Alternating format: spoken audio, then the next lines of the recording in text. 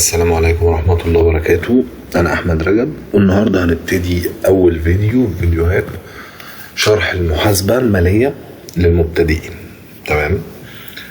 احنا بس عشان قبل ما نفهم ايه المحاسبة وليه أصلا يعني بنحتاج الحسابات في حياتنا، والمحاسبين يعني يشتغلوا ليه في حياتنا وكده كشركات، يعني لازم نفهم الأول الكونسبت أصلا بتاع المحاسبة. احنا مش هنشرح شرح أكاديمي، احنا هنشرح نشرح فيه شوية مبادئ. على أساس المبادئ دي هنبتدي نطبقها في شغلنا، وإن شاء الله تلاقي الدنيا سهلة في الفهم، ونعرف نحصل معلومات أكتر.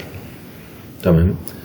خلينا نفترض إن في واحد مثلا، أو وليكن مثلا مهندس اتصالات عايز يفتح شركة خاصة يشتغل بيها. فالراجل ده المفروض عشان يفتح شركة، يعني أول حاجة هتجيب لازم تبقى معاه إيه عشان يجي يفتح شركة؟ بالظبط كده، رأس المال، الكابيتال. أول حاجة هتبقى معاه رأس المال اللي بيشتغل بيه، يعني يفتح بيه الشركة. لازم مع رأس مال يحطه في الشركة عشان يقدر يشغلها. طب تمام، هو حط رأس مال مثلا وليكن هو كان محوش 1,000,000 جنيه مثلا يعني، وعايز يفتح شركة. طيب هنا بقى هنركز على أول 3 حاجات. احنا قلنا رأس المال اللي هو هيحتاجه. أول ما يجي يفتح شركة هيعمل ايه؟ هيبتدي يشوف مكان يفتح فيه الشركة دي، سواء إيجار أو تمليك. تمام. ويبتدي يجيب عفش في الشركة دي، يعني مكاتب بقى وأجهزة وبتاع، ويعمل شركة زي أي شركة يعني.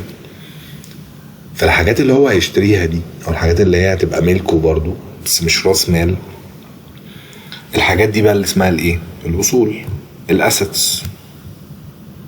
كده احنا عندنا تاني حاجة. عندنا الأول رأس المال اللي هو فتح بيه الشركة، بعد كده اشترى في الشركة دي حاجات وفتح حساب في البنك، بقى حط فيه بقية الفلوس، بقت دي الأصول بتاعة الشركة. تالت حاجة بقى عندنا اللايبيليتيز أو الالتزامات اللي على الشركة.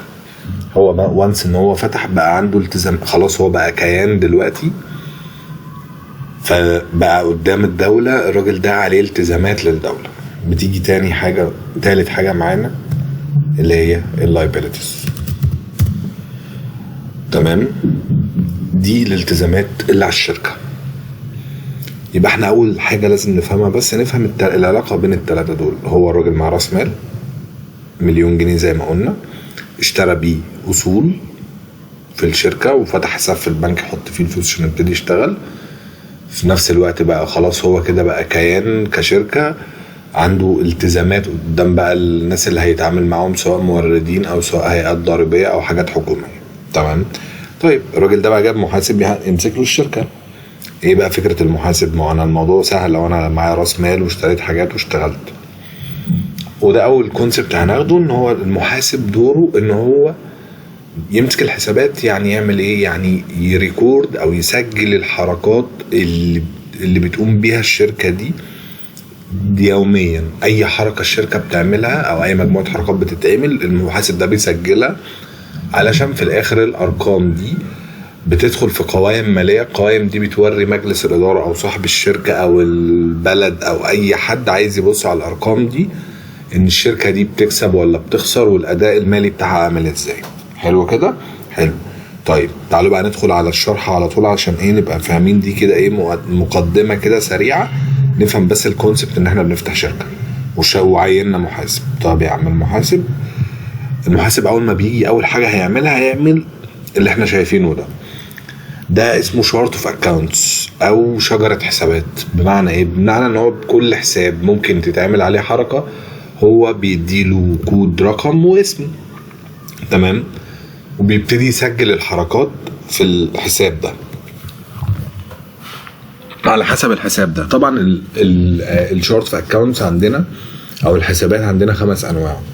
اول نوع الاصول زي ما احنا قلنا، اللي هو بيشتريها الراجل اللي بيشتغل ده، سواء بقى اصول ثابته زي الاجهزه والكمبيوترات والحاجات دي، او اصول متداوله زي مثلا فتح حساب في البنك او ليه فلوس عند عملاء. تاني حساب معانا هو حساب اللايبيليتيز، زي ما قلنا الالتزامات اللي عليه، سواء تجاه الدولة او تجاه الموردين او الحاجات دي.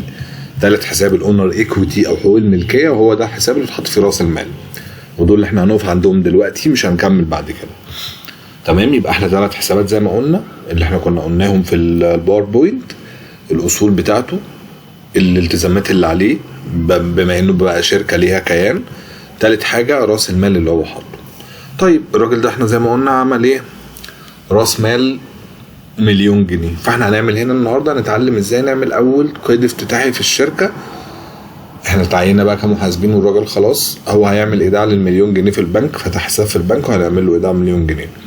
خلينا نشوف. هنيجي هنا ناخد رقم الحساب اللي هو 10,000 واحد او 100,000 واحد. تمام. من البنك الراجل حط 1,000,000 جنيه، 1 2 3 1 2 3. تمام. ليه بقى هنا؟ بس بنبص على حاجه بس لازم نفهمها. هنا انا اول ما حطيت 1,000,000 جنيه سمعت. انا عايز اوريك بس الفكره في الشورت اوف اكونتس، او ده يعني ترايل بالانس مصغر كده. 1,000,000 جنيه احنا حطيناها ديبت، سمعت هنا في الحساب اهي، بقى هنا قدام البنك رصيده 1,000,000 جنيه.